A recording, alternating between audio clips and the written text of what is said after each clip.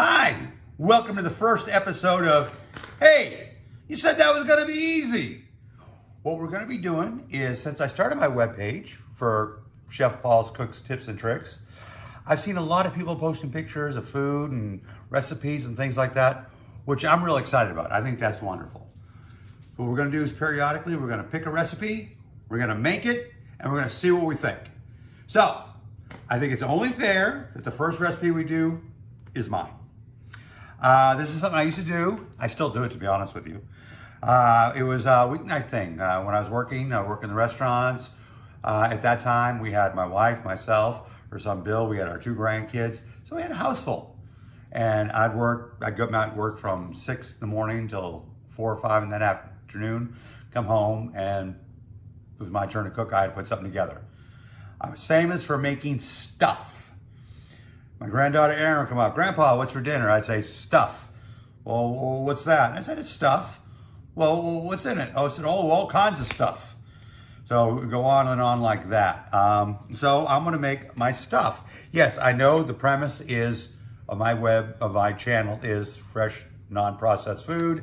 And before you have nothing but canned and frozen food. Sometimes, guys, we just gotta cheat because we wanna do something quick and easy.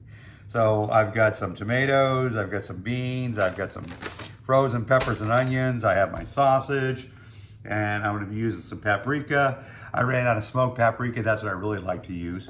I have some white pepper. And if anybody saw the video I made, posted about my wife's grilled cheese and potato sandwiches, I have some of the toasted rosemary that I did for that. Okay, so let's get started.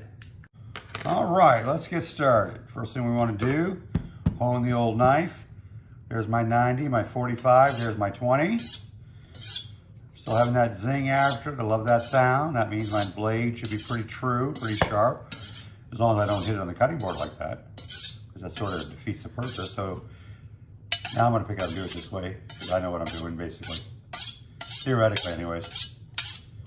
If I don't, we're all wasting a lot of time here, right? All right, so my knife's nice and sharp. Now I want to cut my sausage. I like cutting my sausage on the bias. I do that for 2 reasons. One, I think it's a nice, more interesting in the plate, as opposed to just a round piece of sausage. I like the angles. Second is it gives it more surface area, because I like to sear it and give it that caramelization. With cut it on the bias, I have more surface area to do that. So to me, yeah, like I say, I get a better flavor profile that I like, because I like that seared flavor, and I get a more interesting shape on my plate. What amazes me is I don't have my sous chefs underfoot, because they know when I cut sausage, they usually get a taste.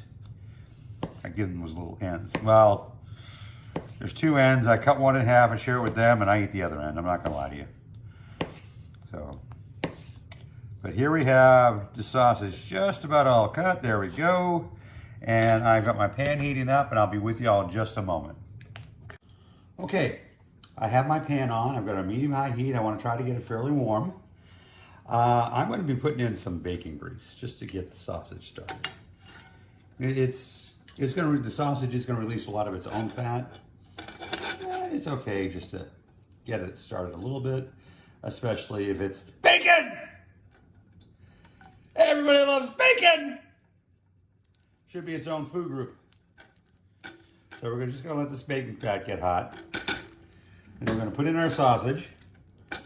And we're going to lay them down. I'm not just going to throw them in. I'm going to lay them down because, like I said, I want them to sear.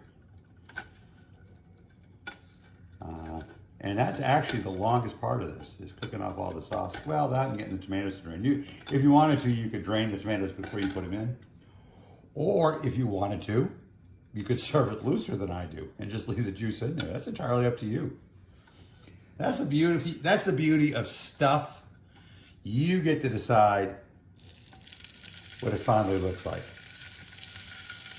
Okay, y'all hear that? That's the sound you want. That's the sound of searing. We love that sizzle.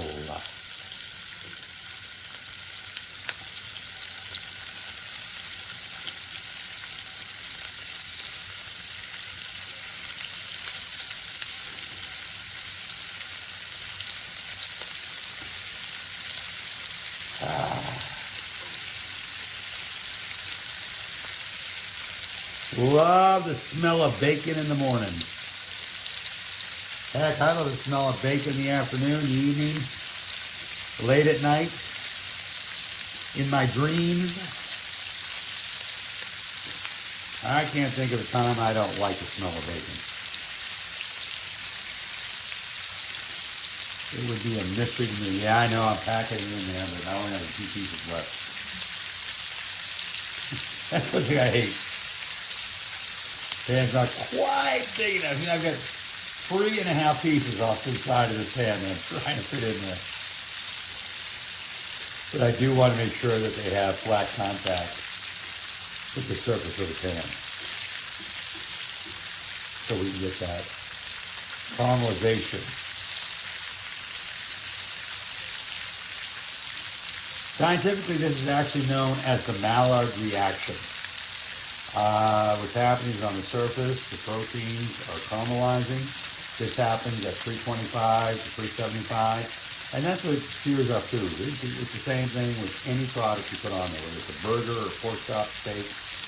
When you put it on a hot surface like that, it's all going through the Maillard reaction. And we love it. It's a good thing. Just like Ducky on NCIS.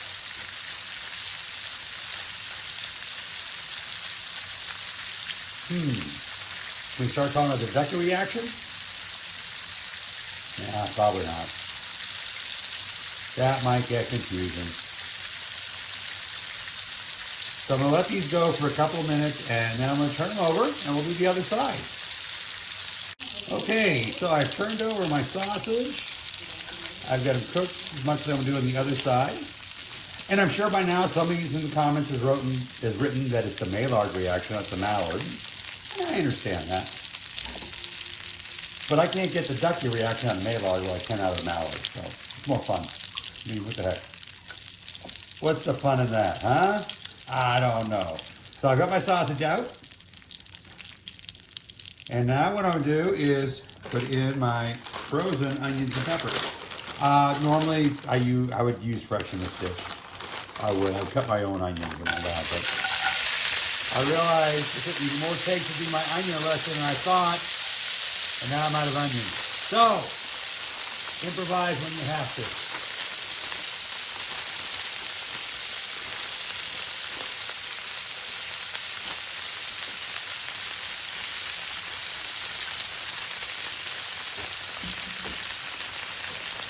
This is also when we're going to start our seasoning. So we've got a little salt.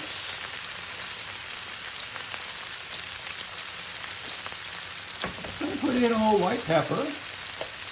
Now guys, I try not to shake from the jar. And the reason for that was one time I was in culinary school, I did. I shook from the jar and I put it inside my dish. And I went to the chef and I said, gee, I think I have too much pepper in my dish. And he looked at me and said, oh, okay, well, we'll just take some out. And I sort of looked at him and said, yeah, that's the point. You can always put more in, but once it's in there, you can't take it out. Now we need a little paprika. I wish I had smoked. I need to go to the store. I need to replenish, but this will be fine. It's a sweet paprika.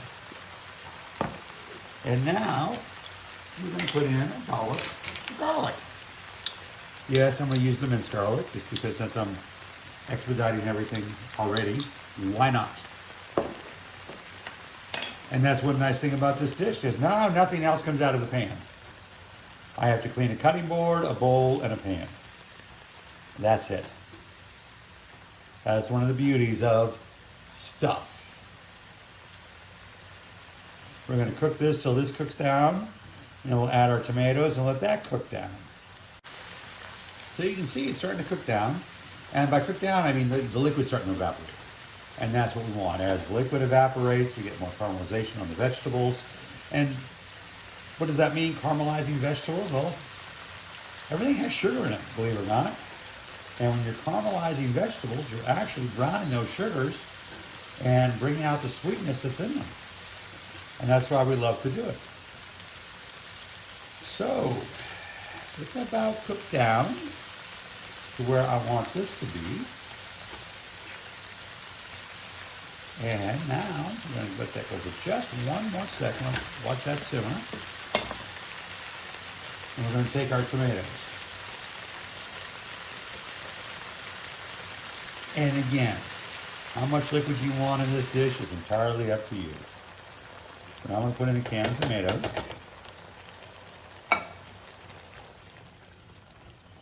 And I'm going to let this cook for a while. Because not only do I want the liquid to boil out, but I want the tomatoes to start caramelizing a little bit. I want them to get some color. And that is going to take a few minutes.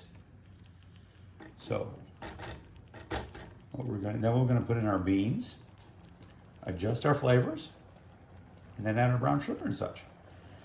So we're going to let this go, and we'll be back in a few minutes. And by we, I guess I mean me. See you then. All right, so you can see that a lot of the liquid has boiled out. We've reduced that. Now, one of the beauties about reducing things, when you think about it, is what's actually reducing it. As the steam is going up, what's coming out with it? It's just water. So everything, all the other flavors that were interspersed in that water now intensify because there isn't that water. And that's one of the purposes of reduction. Also getting the consistency you want. But that's why we use this method to get that consistency. Instead of just draining off the liquid, it's going to intensify my flavors. So now I'm just going to leave it alone for a couple of minutes and see if we can't give these a little bit of color. And I'll stir them up and add in our beans. I'll see you in a bit. All right, you can see that we're getting a lot of color. Well, we're getting some color in here. What we're going to go ahead and do now is put in beans. I could let this go longer, give it a little bit more color. But Linda, my wife, is stirring out because she wants dinner. So we're going to get this going.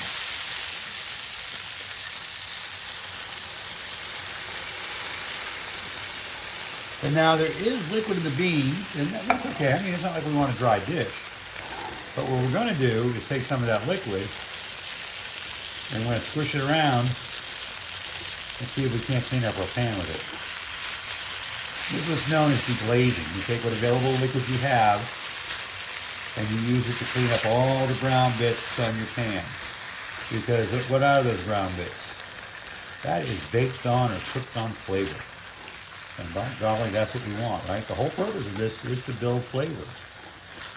And that's what we're doing. We're layering in flavors.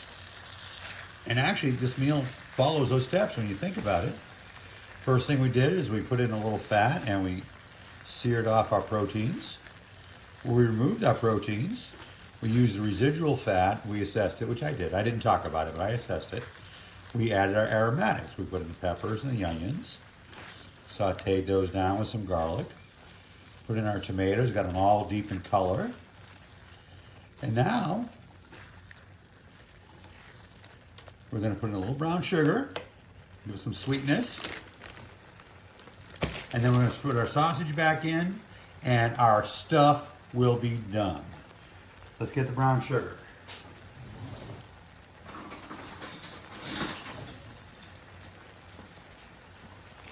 And one of the beauties of stuff is you really don't have to measure anything you don't want to measure. You put in as much or as little as you want. We're going to put in 2 tablespoons to start. There we go. Stir all that around. Get that sugar in there.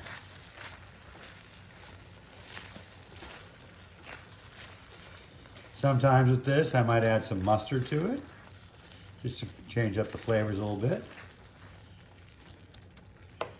Let's see. How does it taste?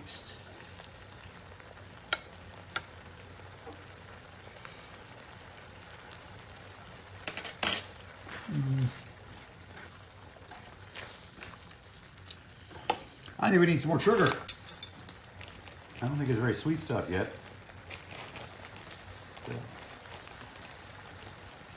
pretty really healthy dollop of brown sugar this time. And this is light brown sugar. It doesn't take as much if you have dark brown sugar because that has a higher molasses content. And that's what brown sugar is. Like guys, if your recipe calls for brown sugar, you don't have any. If you have white sugar and molasses, you can make your own brown sugar. Just combine it together in a bowl. I would use a stand mixer when I do it. I do it in a stand mixer. That's the easiest way, but it works.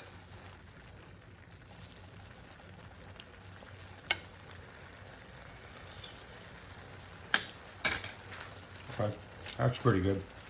And if you just need white sugar, then just take some brown sugar and take the molasses out. Whoop. Here's one for the sous chefs.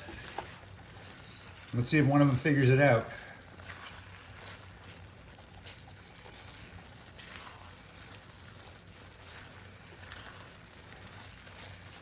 And there we go. If you want, you can sprinkle some cheese on it, put some garlic bread in the oven, whatever you want to do. But there you have my version of weeknight stuff.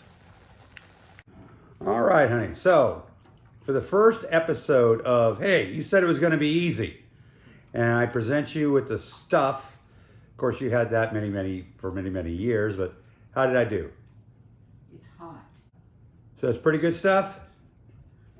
Pretty good stuff. All right. We got a thumbs up. Sounds great. Thank you, dear. Enjoy your dinner.